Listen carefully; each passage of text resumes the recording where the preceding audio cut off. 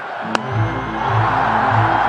Run चाहिए और इस शॉट के साथ मैच को जीत लिया है भारत ने। 7-0 अब हो गया है 8-0 भारत के नाम। खुश ये स्टेडियम, खुश सभी।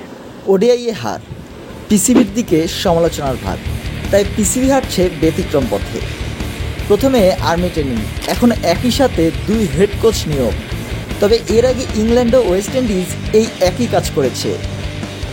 টি-20 বিশ্বকাপের আগে দক্ষিণ আফ্রিকার প্রাক্তন ব্যাটার গ্যারি কার্স্টেনকে সীমিত ওভারের ফরম্যাটে হেড কোচ করল পাকিস্তান ক্রিকেট বোর্ড। টেস্টের হেড কোচ হয়েছেন জেসন গিলস্পি। দায়িত্ব নিয়ে জেসন গিলস্পি জানিয়েছেন, আমি যেটা চাই সেটা খুব সহজ সরল। তাহলে আমি চাই পাকিস্তান ক্রিকেট দল সেই স্টাইলেই ক্রিকেট খেলুক যেটা ওদের মানায়। অযথা অন্য কাউকে নকল করার দরকার নেই। আমার কাছে সেটা খুবই গুরুত্বপূর্ণ। আমার ফিলোসফি হলো, তুমি যা নও তা হবার চেষ্টাও করো না। জেসন গিলস্পি আবার ইংল্যান্ড ও অস্ট্রেলিয়ার ঘরোয়া ক্রিকেটে সাফল্যের সঙ্গে কোচিং করিয়েছেন।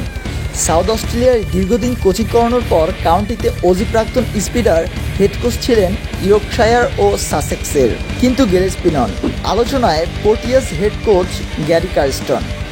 মহেন্দ্র সিং ধোনির জামানায় গ্যাসি কার্স্টন ভারতকে বিশ্বকাপ জয়ের স্বাদ এনে দিয়েছিলেন। শ্রীলঙ্কাকে ফাইনালে হারিয়ে ওয়াংখেড়েতে ঐতিহাসিক জয় পেয়েছিল টিম ইন্ডিয়া। ভারতকে বিশ্ব চ্যাম্পিয়ন করার পর দক্ষিণ আফ্রিকার জাতীয় দলের হেড কোচ হয়েছিলেন 2 বছর। আইপিএলে একাধিক ফ্র্যাঞ্চাইজির স্যার হিসেবে দেখা গিয়েছে তাকে। এমনকি চলতি আইপিএলেও গুজরাট টাইটান্সের মেন্টর গুরু গ্যারি। পাকিস্তান দলকে নিয়ে তার ভাবনা চিন্তার কথা বলতে গিয়ে গ্যারি কার্স্টন জানিয়েছেন, আমার মতে টি-20 ক্রিকেটের মতোই গুরুত্বপূর্ণ হতে চলেছে ওডিআই ক্রিকেট। আমার কাছে এই মুহূর্তে সবচেয়ে বেশি গুরুত্বপূর্ণ হলো এটা বোঝা যে আমার দল এই মুহূর্তে ঠিক কোন পজিশনে রয়েছে। এখান থেকে আমরা ঠিক কোন দিকে কোন জায়গায় পৌঁছাতে চাই সেটা বোঝাও গুরুত্বপূর্ণ। সেটা হতে পারে যে বিশ্বকাপের ইভেন্ট জয় আমাদের লক্ষ্য, তবে যেটাই লক্ষ্য হোক না কেন এটা খুব একটা সহজ হবে না বলাই যায়। টি-20 বিশ্বকাপের আগে কোচ গ্যারি কার্স্টেন তার প্রথম চ্যালেঞ্জ নিতে চলেছেন ইংল্যান্ডের বিপক্ষে। পাকিস্তান দল ইংল্যান্ড সফরে যাবে। এখানে 4 ম্যাচের টি-20 সিরিজের মুখোমুখি হবে 2 দল। বিশ্বকাপের আগে এটাই হতে চলেছে প্রথম চ্যালেঞ্জ। দলের ভিতরে আফ্রিদির সঙ্গে বাবরের ঠান্ডা লড়াইও সামলাতে হবে তাকে।